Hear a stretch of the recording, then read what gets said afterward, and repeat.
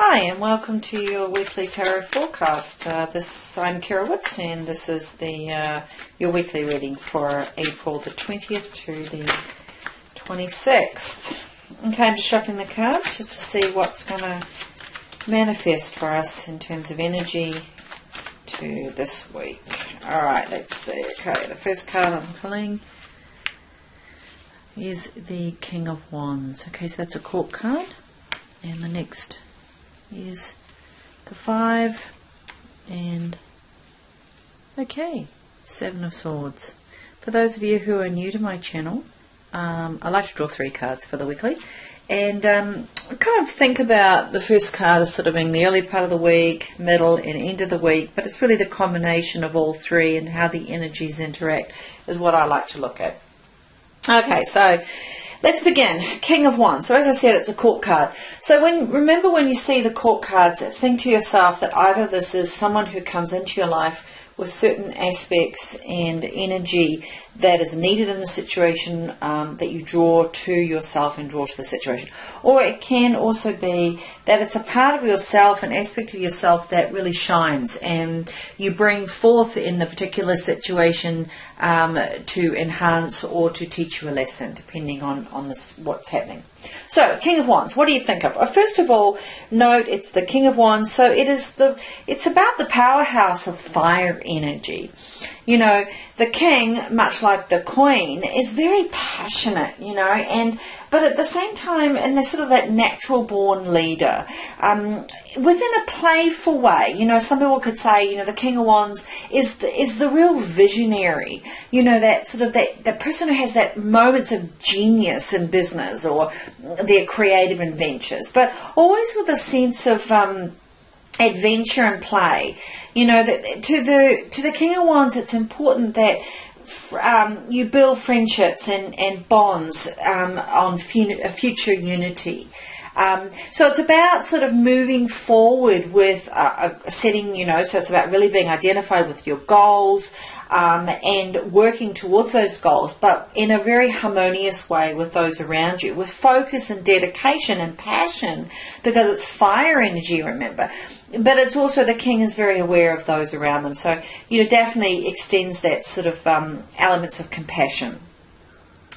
So, what kind of mood? You remember the mood of the situation that you're in will be to inspire others. So keep that in mind, whatever you're working with, that yes, you're focused, you're dedicated on your goals and your needs and what you're working towards, but with a mood of inspiring others. So you want, and when the King of Wands is around, it's like that sense of deep and intimate respect for other people, and bringing out the best in others is also apparent. So if this is someone that's come into your life, this is what they are wanting to bring to the situation. It is important for your situation, the opportunity at hand, even the challenge that you're working with, that you've been given sort of input from your higher self, from the universe, from the situation at hand, to say, look, be mindful of the need to respect others, to have bring out the best in others, and to inspire. But within that, of course, as I said, it's the visionary, and you know what visionaries are like. They're definitely focused, and I admire, and I definitely am in awe of that real visionary. And it's like that dedication to that goal, to be totally goal-oriented, to be so clear about their future direction, and the clarity around how to get there is so inspirational. And so if that is coming out in you, honor and respect that. It's like you definitely have a strong indication of what you want to do and where you want to go, and the direct course of action that is needed. And so honor that. The King of Wands is reminding you to lead your life with intent and vision and long-term view, to stay focused on that long-term goal, within the sense of also bringing out the fun and remember, be the challenge you want to be type concept in the world. That's what the King of Wands is about. It's like focus, dedication, but also fun and adventure and playfulness. When the King of Wands appears in terms of a particular situation, remember, it's suggesting there's an opportunity for you to really present yourself in a strong light. If you're going for a job interview at the moment, it's like you really can present what you really will bring to the position, what you will bring to benefit the organization. If you're in your own business, it's a great time to shine, to go out, to stand up, to talk with others, to share your ideas, to sort of show that you're a natural born leader. Remember also in particular situations that you want to avoid, though, at the same time others perceiving you as maybe being arrogant or aggressive in a situation, and that's where having compassion, having respect for others and bringing out the best in others will lead you away from any possibility of someone might misinterpret your enthusiasm as a type of arrogance. So when you're implementing your actions and moving forward, just remain focused that you're the entrepreneur, the warrior. There's that fearless sort of ego that comes with the King of Wands. At the same time, it's remembering the balance of that is needed around building friendships and bonds and allies for you to be able to achieve a goal. So that's part of that visionary, is the King of Wands really realizes the importance of the others around them. Now, as I look at the Five of Wands come up, so we've got another Wands card. Now, remember that. So this is passion and our ability to engage in the world and engage our passion, engage our enthusiasm, and engage our creativity. But the Five of Wands generally is saying to you, look, there's an element of possible conflict around you, or conflict or change that might be perceived as conflict. And yet, that doesn't necessarily have to be a bad thing. It can actually be a very positive thing. So, if the conflict is coming up because, look at this here, what's going on? I mean, no one's really hurting each other, but it looks like everyone's got their wands going in a different direction. There's obviously a sense of disharmony about, well, what is the goal we're trying to achieve? So remember, we've talked about the King of Wands is very focused on the end goal and wants to bring about harmony and playfulness and bring others along the journey. But if that isn't communicated clearly, the other members of those around you who are engaged in this goal may be totally confused. So they run off in their own direction, doing their own thing. And the king needs to be aware of that, because that is what being a natural born leader is about. So this is reminding you that if you notice that others, particularly if you work in a team environment, even if you work for yourself, but you're engaging your stakeholders, you're engaging your customers, and even no one works in isolation in this world. So you're always engaging others. That if you notice that others are perhaps doing things that, gee, that's not the way I thought that interpreted type answer, then realize that you need to take action there and see that this conflict or this confusion is something to work on, because that's going to benefit you and the outcome that you're trying to achieve for the best possible outcome. So it's see the conflict or the confusion as something quite constructive. And as always, when there is that type of confusion, focusing on your really good listening skills, focusing on your good quality communication skills, realizing that, creating the space for everyone to share their vision, to share where they're coming from, to share how they interpret it. Seeing feedback is an absolutely positive, wonderful thing, particularly in business, well, actually in all elements of life. Listen to other people's thoughts, realizing that another person's perspective, that their colored glass, the way they're seeing the world, the way they're interpreting, can be a wonderful insight to you and how you're wanting to implement your goal. So you can really look upon this as an incredibly positive opportunity. This card represents the positive side of brainstorming, problem solving, and utilizing feedback to really bring about something good in the opportunities or the situation that you're working with. It's like that mastermind group. So it could be that this King of Wands shows good leadership skills and pulls together a mastermind group, pulls together a working group or a committee, or pulls together a group of stakeholders to review the situation, or goes out and does some sort of survey talking to their clients or their customers about their product or their service, and to gain that insight, or if it's on a personal level, it could be that, finding out, well, maybe how have other people dealt with this particular situation, really seeing value in other people's experiences.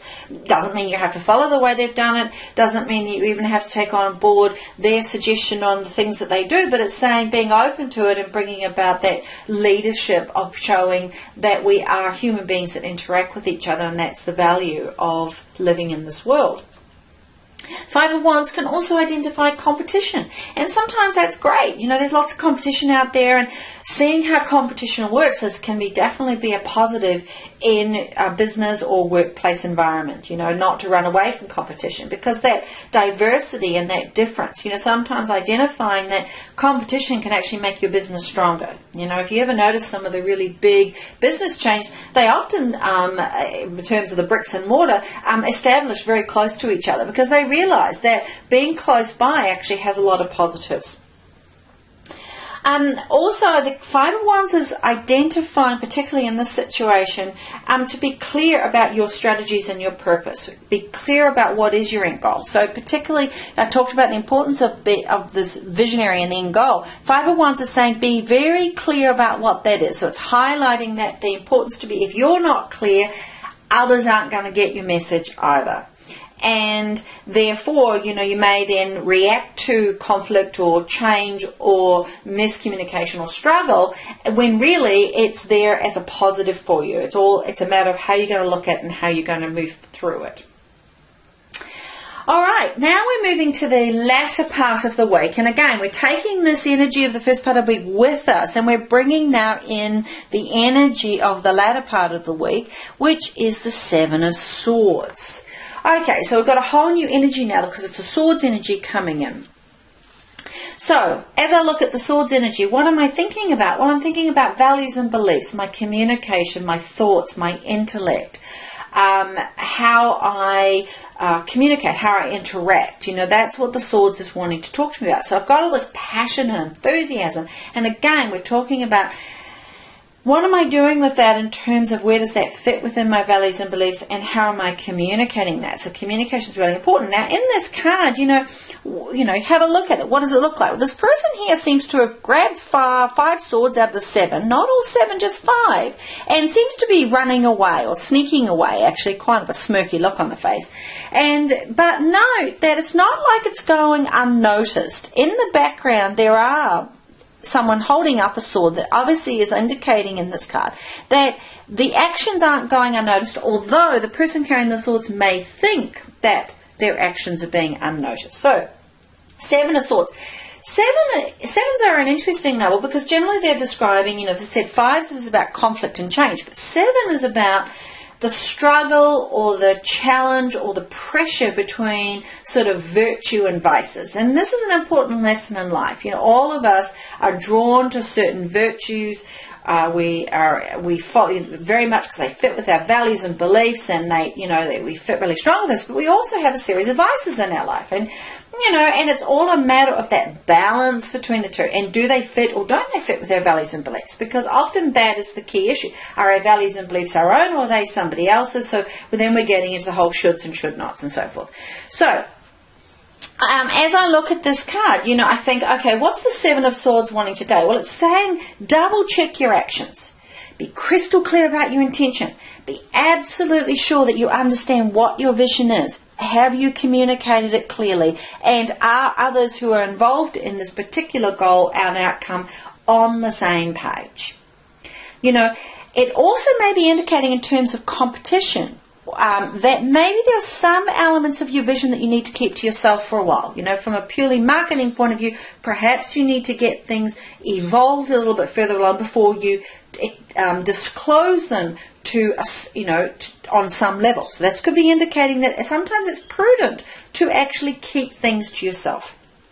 Other times it could be saying, you may be thinking you're pulling the wool over someone else's eyes, but no, guess what? You're not. Actually, people know what's going on around you. And so is this deception that you're trying to bring forth, i.e. an element of betrayal, Or is someone around you trying to bring some sort of deception or betrayal? So this card is indicating, are you trying to get away with something, or is someone around you trying to get away with something? And it's just a card that's sort of saying to you, pay attention. It's not a good, bad, or indifferent card.